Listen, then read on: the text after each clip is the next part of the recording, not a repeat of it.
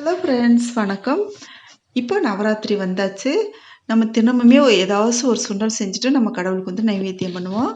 இன்னைக்கு நம்ம என்ன பார்க்க போறோம் அப்படின்னு சொன்னா, கடலை பருப்பு சுண்டல் பண்ண போறோங்க.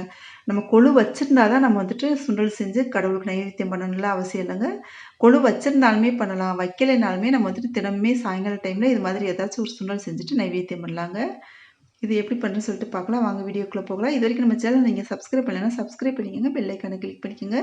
இப்போ 200 கிராம் கடலைப்பருப்பு எடுத்துட்டு தண்ணியில் ஊற வச்சுருக்கீங்க. கழுவிட்டு தான் ஊற வைக்கணும். தண்ணி கொஞ்சம் அதிகமாகவே வச்சுக்கோங்க. இது 1 மணி நேரத்தில் நல்லா ஊறி வந்துடும். இந்த ஊறி வந்த பின்னாடி நம்ம இப்போ குக்கரில் வேக வச்சு எடுத்துக்க போகிறோம். இப்போ ஒரு பாத்திரத்தில் கொஞ்சம் உப்பு சேர்த்துட்டு நம்ம இந்த பருப்பை நல்லா கலந்து விட்டுக்கலாங்க. தண்ணி வடிச்சிடணுங்க. வடிச்சிட்டு வைக்கணும். இப்போ குக்கருக்குள்ளே கொஞ்சம் தண்ணி ஊற்றிட்டு இந்த பாத்திரத்தை உள்ளே வச்சுட்டு நம்ம நான் ஒரு 3 விசில் விட்டேங்க. அது கரெக்டாக இருந்தது. ரொம்ப குழஞ்சும் போகாமல் வேகாமல் இல்லாமல் கரெக்டான பக்குவத்தில் இருந்தது இந்த கடலைப்பருப்பு. இப்போ ஒரு பாத்திரத்தை அடுப்பில் வச்சுட்டு கொஞ்சமாக ஆயில் சேர்த்துக்கலாம். இதுக்கு நிறைய ஆயிலாம் தேவையில்லைங்க. கொஞ்சமாக சேர்த்துக்கிட்டாலே போதும்.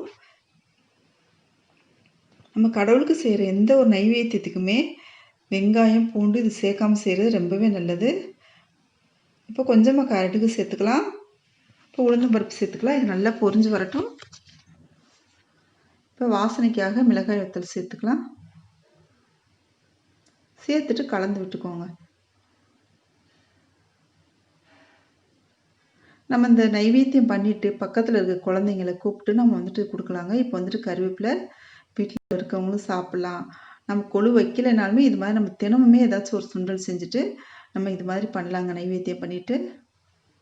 இப்போ கருவேப்பிலை போட்டுட்டு இப்போ இந்த வேக வச்சு வச்சுருக்கோம் இல்லையா கடலைப்பருப்பு, இதை இதோட சேர்த்துக்க போகிறோம். சேர்த்துட்டு சிம்மில் வச்சுட்டு லைட்டாக வதக்கி விட்டுக்கோங்க. இப்போ நம்ம பெருங்காய பவுடர் கொஞ்சமாக சேர்த்துக்கலாம்.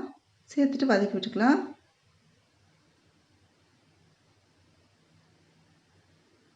இது கொஞ்ச நேரம் வதங்கட்டும் சிம்மில் இருந்துட்டு.